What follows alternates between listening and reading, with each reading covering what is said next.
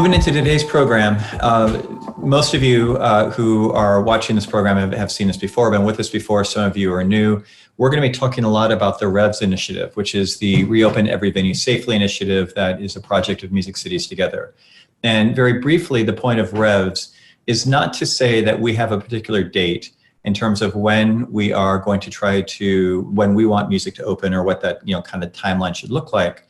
What we want to have happen is that when live entertainment, when music is permitted to reopen, we want to make sure that is happening in a coordinated and in a collaborative way where the public health community and the public sector and venues and music workers and musicians are fully integrated in terms of what the experience is going to be like and what the realities and protocols are going to be, and then make sure that whatever is happening with live music is effectively communicated, to audiences and to other elements of the community, so there's transparency and accountability about what this looks like. So again, in the United States, we have started this program through 11 pilot cities that are all working locally and as a national cohort to develop REVS plans that we are going to be making public, hopefully in the next 6 weeks. And we'll be talking to one of our pilots today from the city of Cleveland.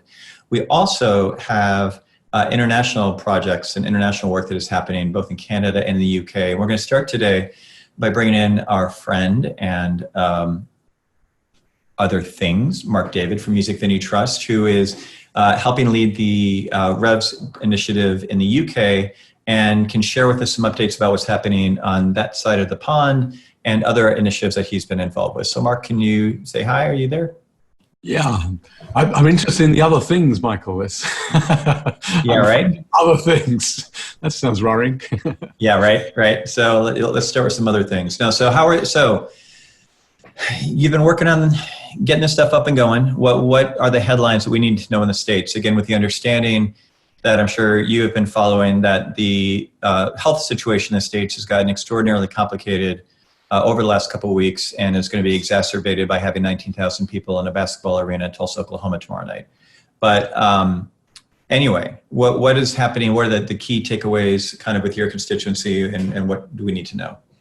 Well, we use the REVS process, as you know, Michael, to engage with government. We laid out a series of protocols for engagement, and we gave them a roadmap of what that engagement would look like.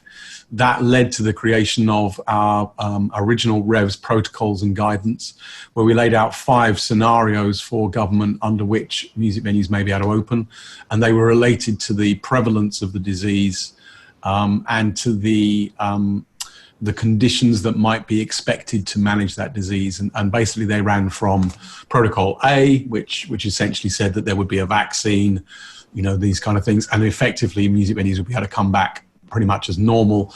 And then all the way through to protocol E at the other end, where the virus was pretty much unmanageable, and effectively music venues would have to remain closed.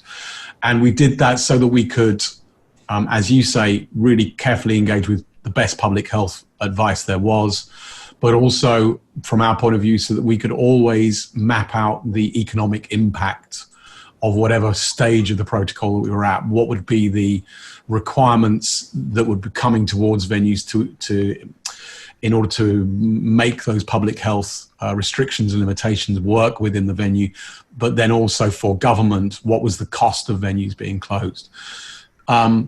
That process has been ongoing really ever since you first mentioned REVS to me, which is quite a fortunate conversation. And because of that, we have been able to be quite far ahead of the curve on every stage of development of practice and development of opportunities to open.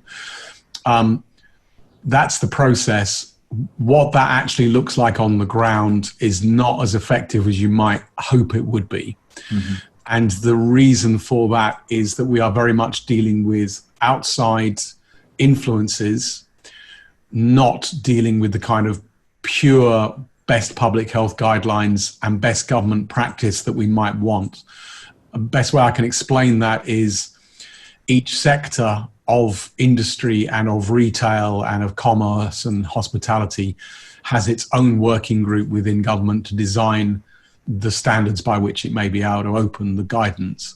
And some of those sectors are plainly, frankly, more interested in being open than they are in the best public health practice. So particularly, I would pick out the pubs, bars, and restaurants, which is effectively controlled by some very strong chain voices who have really fought, frankly, to get the lowest amount of guidance necessary for them to comply with. Realistically, our venues, which are more community-based and feel more responsibility to a client base with whom they have a strong, ongoing, and sometimes lifelong relationship, are not of a similar mind. And so the pubs, bars, and restaurants guidance was actually finished very, very quickly, and essentially consists of, I'm exaggerating for effect, but it consists of do your best and hopefully it'll be okay. Mm-hmm. And the guidance that we want in our sector is very much more around what is the best minimum safe distance, why is that, and specifically we want guidance that we understand, and we want to engage with public health officials to make sure we understand that, and we want our workers, as you've said, to be fully aware of why that is. But in fact, what we're facing is an attitude from government that, well, this sector just pretty much went, oh, well, we'll be okay, and why can't you do that as well? And the reasons for that are moral, ethical, and to do with the whole way in which, you know, our sector considers that their relationship with the audience and their relationship with the workers. Yeah, no, that's so interesting. And you know, we've, you know, as you talked about, we've been looking at this really from sort of at the intersection of two different standpoints. The first is, you know, not to be sanctimonious about this, but a sense of responsibility to patrons and to venue workers and to musicians, and make sure they're not being put into, you know, dangerous situations, which again, I don't, this is not meant to be a political program, but, you know, our paradigm is being imploded tomorrow, again, by putting 19,000 people in a basketball arena. So yep. That, you know, you've got that piece around just, you know, sort of responsibility. Then you've got the other part of the Venn diagram, which is just the core economics of what is it going to take to get customers to feel comfortable to put money back into the ecosystem and come in. I know you've engaged in a pretty significant survey of music patrons that you'll be releasing next week. Could you speak a little bit about what you're seeing in terms of audience attitudes and coming back? Yeah, just under 30,000 regular gig goers took part in a 1-week survey that we ran that concluded yesterday. We're still deep diving into lots of information that they gave us, but the headline stats are, and I think it's, sorry, I better just have a, we kind of have a similar situation with the virus prevalence in the UK. We're significantly worse than the rest of Europe. We don't have the kind of outbreak of behavior on a mass level that you're seeing. You know, we don't have anything as significant as a slightly misplaced 19,000 seater stadium event, but we do have quite a lot of infection rates. So I would guess that our audience survey, in terms of the kind of people that come to our venues, which are probably, again, fairly similar, and the way that they think about these things is going to be more closely aligned than perhaps it would be in the rest of Europe. The headline figure is that 25% of our audience do not believe they should be attending a grassroots music venue in July. Another 30% are reluctant to do so, and broadly speaking, are not going to be willing to go more than once or twice. The numbers that are really prepared to go back and consider it to be back to normal are relatively small, around about 20%. Yeah. The next headline figure is the, I don't know, what's your guides on the social distancing? 6 feet. What are you working on? What distance are you working on? Around 6 feet.